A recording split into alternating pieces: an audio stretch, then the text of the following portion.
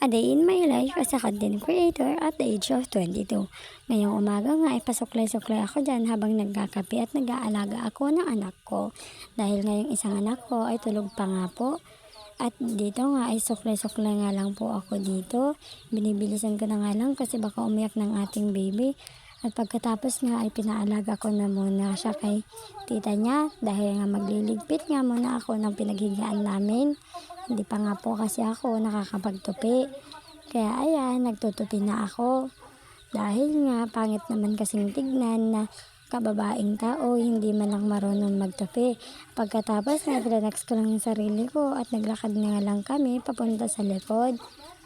Kasama ko nga lang si baby at dito nga nakakita ako ng kubay. Ano nga po palang tawag sa inyo at ng sili nga po pala. Hindi ko alam kung anong tawag dyan sa inyo.